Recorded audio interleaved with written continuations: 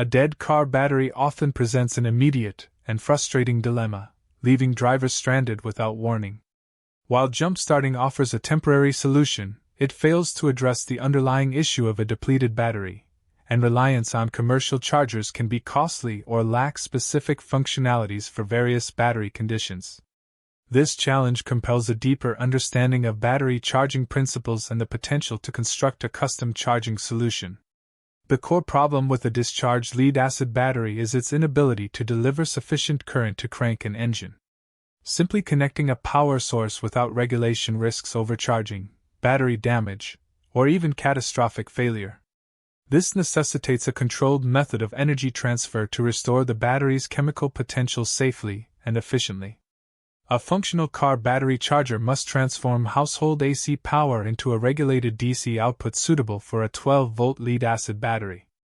This process involves several critical stages: stepping down the AC voltage, converting it to direct current, smoothing the DC ripple, and precisely controlling both voltage and current to match the battery's requirements. The initial component in this system is a step-down transformer. Standard household electricity, typically 120V or 240V AC, is too high for direct battery charging. The transformer's primary coil receives the mains voltage, while its secondary coil reduces this to a lower AC voltage, generally around 15 to 18 volts AC, providing the necessary input for subsequent rectification. Following the transformer, a bridge rectifier circuit converts the alternating current into pulsating direct current.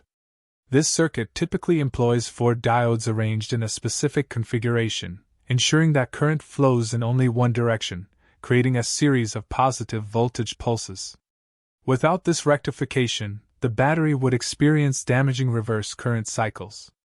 However, the output from a bridge rectifier is not a smooth, continuous DC voltage but rather a series of half-sine wave pulses.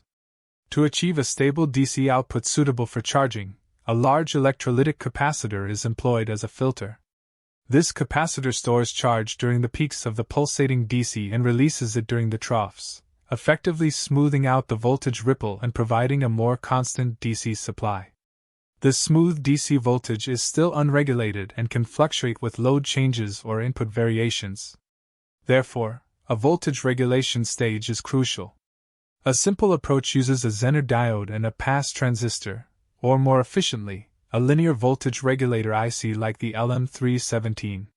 This component maintains a constant output voltage, typically around 13.8 to 14.4 volts, which is optimal for a lead-acid battery's absorption charge phase.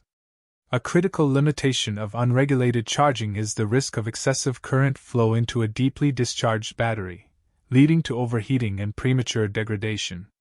Therefore, current limiting is indispensable. This can be achieved by placing a power resistor in series with the output, or more effectively, by integrating a current-limiting circuit, often part of a dedicated charging IC or designed around a current sense resistor and an op-amp, ensuring the current does not exceed a safe threshold, typically C/10 or C/20 for lead-acid batteries. Lead-acid batteries benefit from a multi-stage charging process. The bulk charge stage delivers maximum current until the voltage reaches approximately 14.4 V. Subsequently, the absorption stage maintains this voltage while the current gradually decreases. Finally, a float stage holds the voltage at a lower level, around 13.4 V, to compensate for self-discharge without overcharging, preventing gassing and plate corrosion. A basic DIY charger often focuses on bulk and absorption. Ignoring the distinct charging phases, especially the transition from bulk to absorption and then to float, can significantly shorten battery lifespan. A charger that continuously applies a high voltage beyond the absorption phase will boil off the electrolyte and damage the battery plates. The challenge lies in transitioning these stages with basic, robust components. Safety is paramount when working with high currents and voltages. Proper insulation for all wiring, secure connections, and appropriate fusing are non-negotiable. Batteries produce hydrogen gas during charging, which is highly flammable. Therefore, the charging environment must be well ventilated, and sparks or open flames must be strictly avoided to prevent explosion. Monitoring the charging process is essential to prevent overcharging or undercharging. Simple voltmeters and ammeters connected to the charger's output provide real-time feedback on the battery's state. These instruments allow manual intervention if the voltage or current deviates from safe operating parameters, indicating an issue with the battery or charger. Housing the components in a protective enclosure is vital for safety and durability. The enclosure should be non-conductive, provide adequate ventilation for heat dissipation, and securely mount all components, including the transformer and rectifier.